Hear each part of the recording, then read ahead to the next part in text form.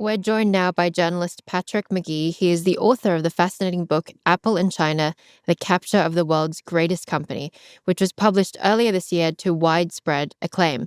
Patrick, thanks so much for joining us. It seems quite fitting, having we met just in Sicily earlier in the winter, that you are our first guest. I believe there is an FT connection with James as well, but you are the Yes. honorary first guest, so welcome to China Decode. Amazing. Huge honor. Thank you, Alice. Thank you, James. Well, let's go straight into your book, which I am midway reading, and I am absolutely loving it.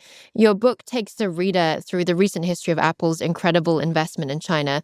What's striking to me is that Apple as a company, earning $400 billion in revenues, is unlike most US tech companies. It is very hardware dependent and very China dependent. And in fact, in the course of its evolution and a relationship with China, it's actually doubled down on its China dependency. And the iPhone is still its most important product with huge vulnerabilities because of its relationship and ties to China. Why, to your mind, has Apple doubled down on this strategy that's made it even more reliant on China in the last few years and not less? Well, the subtitle of the book is The Capture of the World's Greatest Company, and it's because there just is no other place on the planet where Apple can build products in the quality it needs, but especially at the quantity it needs, and of course at the cost that it requires. They've been making, investments in China across hundreds of factories for 25 years. There's just no other place where those investments would have the same return on investment. And there's no other place just capable of achieving what Apple has demanded. And so the history really is a narrative of how Apple and China sort of came to be partners, right? There's sort of a marriage here of skill and scale. And I think there's a bit of hubris within Apple that thinks, look at what we did the last 25 years. Now we can do that in India. And for a bunch of reasons that, I wish were incorrect, because I would love to see things take off in India, I just don't think that copy and paste strategy is really going to work. I think their fate is really tied to China for a host of reasons. And, ideas that they're going to move production and diversified production to the United States, for instance, I think are fanciful. And we're going to have a whole host of bad policies if we think that's a realistic option. And just a quick follow-up, why is it that it's so hard to get off this China dependency? What is it that's so sui generis and unique about the China case that makes it so captive? Apple's products are just really complicated, and they're doing so at huge scale. So if you remember the first iPhone in 2007, they only made about 5 million of them, and it was only a US product, right? It didn't even work outside of AT&T networks in the United States. By 2015, they were building 230 million of them a year, right? There are 1,000 components within each iPhone. If you're building up to 1 million a day in peak season, you're operating with 1 billion components per day. I mean, America just doesn't have factories to really make any of those components, let alone all of them. And China introduces in the early 2000s sort of something called next door manufacturing, where, in the previous years, Apple would be building in Taiwan, but relying on a network that would be in Singapore, Thailand, Malaysia. China would be part of it, and Japan and Korea. And, when you were prototyping something, you were literally crossing bodies of water, right, to sort of do the assembly and then make things work, and then crossing all the way back to California to show it to Steve Jobs, right? This is sort of in the early chapters. China made that instead of crossing bodies of water and going through customs and all this sort of stuff, it made it a walk down the street. Right. The way that they introduced world-leading ports, 8-lane highways, high-speed rail, the efficiencies in China just aren't seen on a similar scale anywhere else on the planet. I mean, I've talked to people really senior at Apple in the 2000s who would say, even if we knew Xi Jinping was coming when the iPhone was birthed, where else would you have us go? There was just no place where you had the sort of what Kyle Chan has called absorption capacity to understand and deploy Apple's lessons. So, there's probably other reasons, but I hope that's a decent overview as to just why China's so dominant and why Apple has no other choice. Absolutely. And terrific to have you on, Patrick. I'm just interested a little bit in the political context of this. I mean, you started off by showing us how Apple has been captured by China. Does China's hold over Apple give China any kind of political influence in Washington or other forms of influence? What do you think about that? Well, yes. I mean, obviously, China's hold over Apple is just one of many factors. So maybe it's difficult to pinpoint that expressly. But I just think when Donald Trump went after China in Trump 2.0, right, in just the recent months, Beijing didn't have to do a lot, right? Sort of lifted its sleeves just to show the muscle. The policy of, licensing rare earth minerals for any sort of product wasn't even something that took effect, but the mere threat of that essentially was considered a break the glass moment, and Washington complained about it, but essentially Trump had to back down. I mean, I think he's deploying a strategy that might have worked in 2016 and 17, not realizing just how more prepared for it China is this time round, right? I mean, you think of policies like the Belt and Road Initiative. I mean, that is many things, but one thing it's an initiative to make sure that there are thriving markets outside of Europe, outside of America, where China can send its exports to. Made in China in 2015, I think has been a wildly successful plan on the part of China to become dominant across 10 different industries. And the book makes the case that Apple, however inadvertently, is the biggest supporter of Made in China 2015, which is a fairly stunning claim, but I think one that's pretty well backed up in the 400-page narrative. Well, the other thing that struck me as interesting, Patrick, in your book, is the fact that, in a way, and I'm inferring it, you can't have Huawei and Xiaomi in China without Apple in China. That there were, in some of these contracts, embedded within the relationship between the OEM suppliers and Apple, that they couldn't be, the suppliers, too dependent on Apple. Can you walk us through that a little bit? Because I find that fascinating when we think about the introduction of these Western companies like Apple and Tesla, that in a way they kind of kickstart a domestic ecosystem that wouldn't have existed without them. Yeah, I mean, this is sort of like a second order, third order impact of what it means to have Apple operations in your country, which is that, like, the biggest contribution I think the book makes to Apple history is that Apple doesn't outsource in the traditional way, right? If you and I build a product together or design a product together, the idea of finding an outsourcer is, someone that's competent in the wherewithal of how to actually build something. The assumption is that there is a producer available to do that.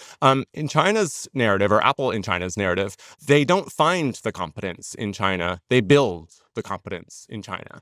Literally just engineering 101 with so many Apple engineers that, among the industries Apple disrupts is the airline industry, right? United begins flying to places like Hangzhou and Chengdu, places that are as furthest away as is possible in United's entire network, and they begin flying there 3 times a week with the understanding that Apple will buy so many first-class tickets that it doesn't matter if the rest of the plane is empty, right? So they are having an enormous contribution building up the competencies, in fact, purchasing the machinery and installing it on the production line of all these factories. That's just like sort of the biggest takeaway of the book, that Apple had this massive influence on all of these factories. So once Apple has built up these competencies, what they experience is that, if you remember the first 5, 6, 7 iPhones, there were pretty major changes to those designs.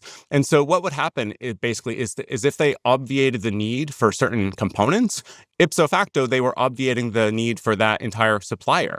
And because Apple's such a secretive company, that supplier would find out sort of at the last possible second. And again, if you remember going from 5 million iPhones in 2007 to 230 million by 2015, imagine you're on the ground floor of that sort of exponential growth, and then Apple just cuts you off after you've made all sorts of investment and you've got all sorts of people and real estate and machinery.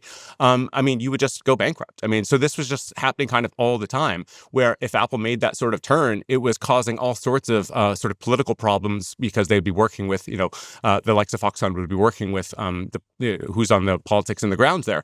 And so Apple instituted this rule called the 50% rule, which was that they would tell their supplier, however fast you're growing with us, you need to grow that fast with somebody else. So it was a self-interested reason. It gave Apple flexibility, right? They felt like they could pivot without sort of causing such damage. But if I'm Lens Technology in Shenzhen, and Apple's been telling me and teaching me, and co-creating, to be clear, facilities and processes to take Corning glass that's cut by the meter and then cut it, temper it, help etch it with multi-touch technology. Well, what am I going to do with those ideas? I'm going to teach the local homegrown suppliers. I'm going to teach Huawei and Oppo and Vivo and Xiaomi.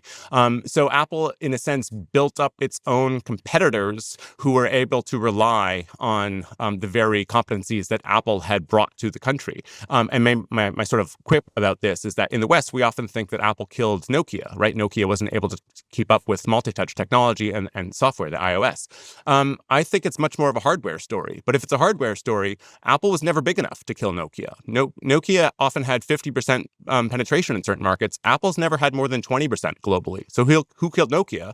And the answer is the Chinese competitors that Apple had made so good by building up a supply chain that they could all rely on. Just looking forward a little bit, Patrick. I mean, if we try to think forward maybe a decade or 5 years or something like that, what hope do you think the rest of the world, I mean, the West, has to loosen China's capture of Apple and other big tech companies, not just Apple? I mean, in the case of Apple, there is this attempt to get manufacturing going in India. I've seen various numbers, but there are quite a few iPhones now being made in India. Do you think that's a long-term strategy? Do you think it's something that could bear fruit over a 5-10 year timescale? Or are we basically in a world in which China captures Apple, dominates the supply chain for smartphones for the foreseeable future? It's such a pessimistic outlook at the end of the book, and it's unfortunately the one that I still have now. I'm always hoping that some expert is able to shake me out of my pessimism, and I've sort of been asking that, adamantly of all sorts of people that I've been meeting over the last 6 months, and basically just nobody has been able to do it. And they're not really even trying. I mean, the more you know about the field, the more you understand about China's dominance in these sectors, and how incapable other places are, not least of which America, but unfortunately India for a host of reasons as well. So, I mean, look, it's basically engineers and executives that are working in India on behalf of Apple or its suppliers like Foxconn and Tata that are the ones that are saying, like, this isn't working the way that we need it to, right? If you talk about India speed, you're not talking about as the equivalent of Shenzhen or China speed. It's unfortunately a pejorative term.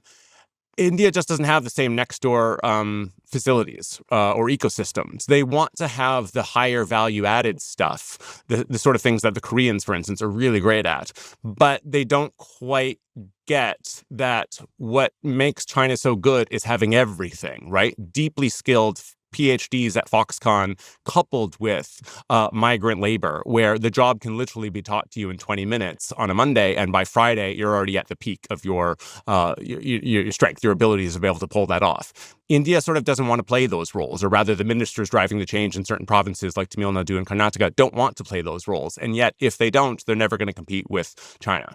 So unfortunately, I'm quite pessimistic about our chances. And I would maybe just point to basic statistics and projections like from the United Nations that would say China today has roughly 1/3 of the value added in manufacturing.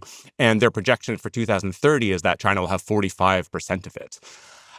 Right. I want to be more optimistic, but when that's the sort of broader paradigm that we're working in, where's the optimism coming from? What kind of geopolitical power does this give China? I mean, if China's making 45% of the world's manufacturing value added by 2035, was it?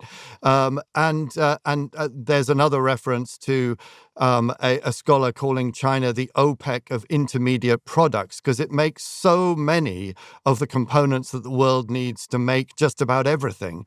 What sort of geopolitical power does that give China going forward? I mean, does that mean that China can basically hold everybody to ransom, indulge in a bit of economic coercion when it wants to get its way in the world, either politically or in economic matters? Yeah, I mean, aren't we already seeing that? I mean, that's sort of the lesson, I think, over the last 6 months or so. I would sort of say we're just watching that play out, right? I mean, even before Trump 2.0, it was Biden that put 100% tariffs on EVs coming from China. And if Europe sort of doesn't impose that sort of policy, you're just going to see more and more electric vehicles taking over. There's this line from Noah Smith that I really like, The Economist, who talks about how overcapacity is seen as a problem from a Western lens, but through China's lens, this is just something where by producing more than they need and then exporting it at cutthroat prices or even losing money in certain respects, I mean, they're just deindustrializing other nations. And that's not good for sort of capitalism in the profit sense. But if you're using this as industrial statecraft, if not war, profit is not the goal. Well, it's a great way to think about it. Patrick McGee, thank you so much. This is a great case study for how hard it is to actually decouple from China. Patrick McGee is the author of Apple in China. Patrick, thank you so much for your time. Thank you. Appreciate it.